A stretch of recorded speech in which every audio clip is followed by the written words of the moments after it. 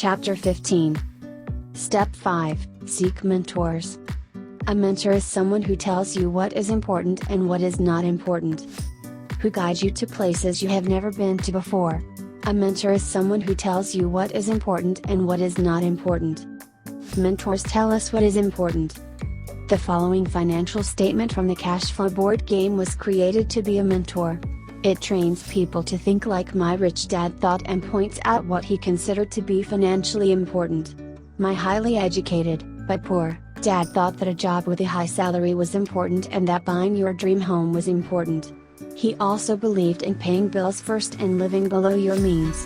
My rich dad taught me to focus on passive income and spend my time acquiring assets that provide passive or long-term residual income. He did not believe in living below your means.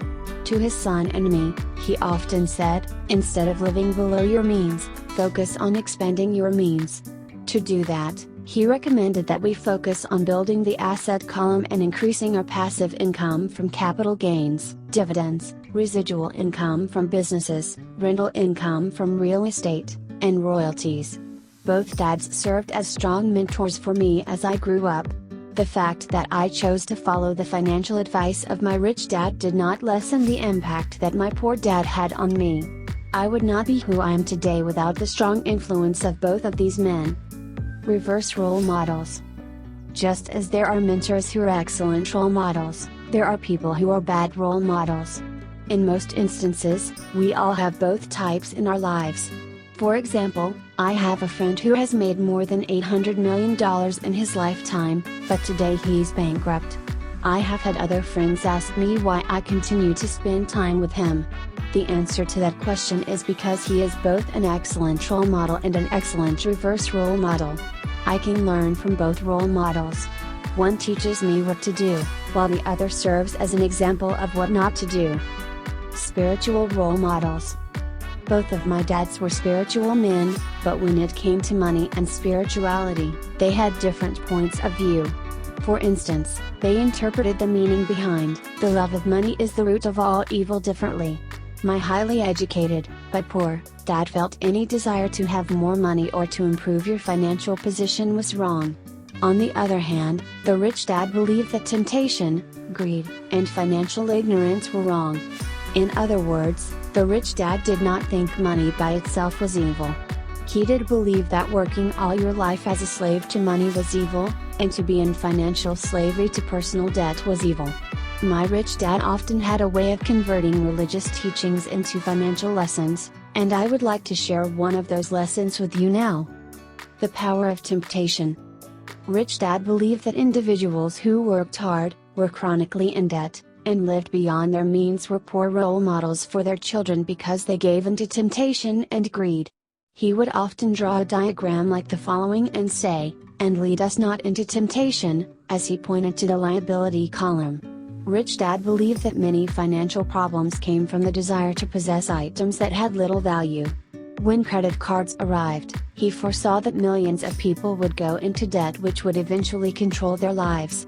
We see people going into tremendous personal debt for homes, furnishings, clothes, vacations, and cars because they lack control over that human emotion called temptation. Today, people work harder and harder to buy things they think are assets, but their spending habits will never allow them to acquire real assets. Rich dad would then point to the asset column and say, "But deliver us from evil." This was rich dad's way of saying that delaying gratification, a sign of emotional intelligence, minding your own business, and building your asset column first would help you avoid the degradation of the human spirit caused by temptation, lack of financial education, and the influence of financially poor role models. For those of you seeking your own personal fast track, I can only caution you to be careful about the people you surround yourself with. Ask yourself, are they good role models? If not, I suggest you spend more time with people who are heading in the same direction you are. If you cannot find them at work, look for them in investment clubs, network marketing groups, and other business associations. Find someone who's been there. Choose your mentors wisely. Be careful from whom you take advice. If you want to go somewhere, it is best to find someone who has already taken the journey. For example, if you decide to climb Mount Everest next year, obviously you would seek advice from someone who had climbed the mountain before. However, when it comes to climbing financial mountains, most people get advice from people who are stuck in financial swamps. It is hard to find mentors who are B's and I's. Most people giving advice about those quadrants and about money are people who actually come from the E and S quadrants. Rich Dad encouraged me to always have a coach or a mentor. He constantly said, professionals have coaches. Amateurs do not. For example, I play golf and I take lessons, but I do not have a full-time golf coach. This is probably why I pay money to play golf instead of getting paid to play. But when it comes to the game of business and investing, I do have coaches, several of them. Why? Because I get paid to play those games. So choose your teachers and mentors wisely. It is one of the most important things you can do. Take action. 1. Seek mentors. Find individuals in both the investment and business arenas who might act as mentors to you. I seek at role models. Learn from them. B. Seek at reverse role models. Learn from them. 2. Who you spend your time with is your future. Write down the 6 people you spend the most time with. Remember that the qualifier is who you spend the most time with, not the nature of your relationship.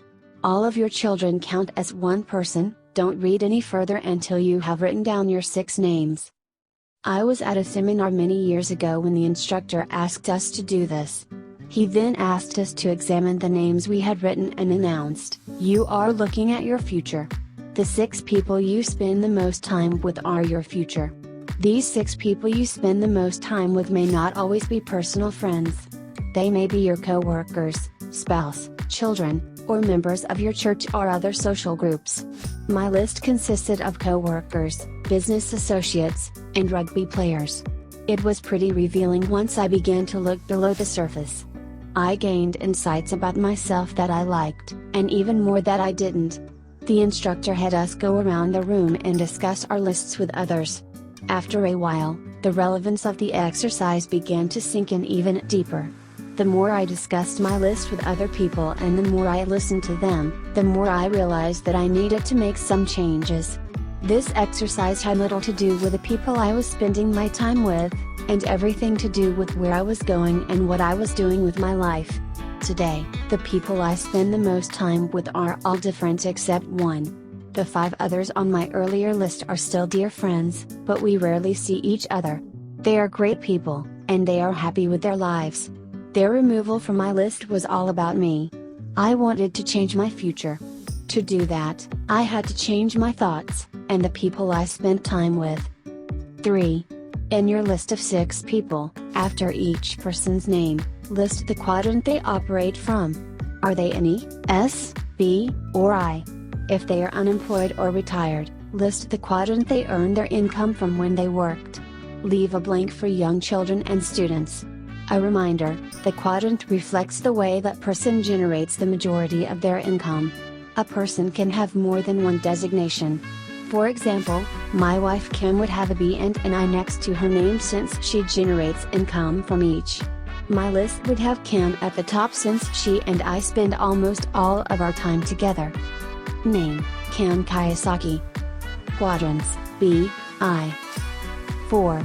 The next step is to list each person's level as an investor. Please refer to Chapter 5 and the 5 levels of investors. Kim is a level 5 investor. If you do not know a person's investor level, do your best and take an educated guess. Name, Kim Kiyosaki. Quadrants, B, I. Investor level, level 5. I have had mixed reviews from people about this exercise. Some people get very angry. I have been told, "How dare you ask me to classify the people around me?" So if this exercise has caused any emotional upset, please accept my apologies. It is not intended to upset anyone but is designed to shine some light on an individual's life. It does for some, but not for everyone. When I did this exercise years ago, I realized that I was playing it safe and hiding.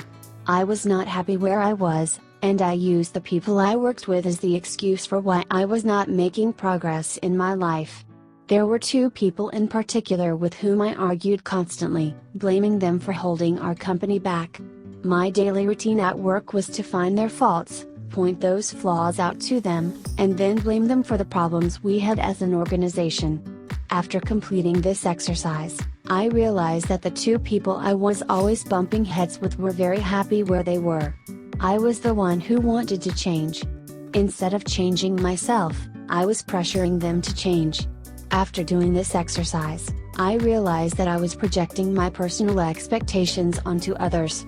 I wanted them to do what I did not want to do. I thought they should want and have the same things I did. Clearly, they were not healthy relationships. Once I realized this, I was able to take steps to change myself. 5. Take a look at the cash flow quadrant and place the initials of the people you spend time with in the appropriate quadrant. Then put your initials in the quadrant you are in at present. Next, put your initials in the quadrant you want to operate from in the future. If the initials are all primarily in the same quadrant, chances are you are a happy person because you are surrounded by like-minded people. If they are not all in the same quadrant, you may want to consider some changes in your life.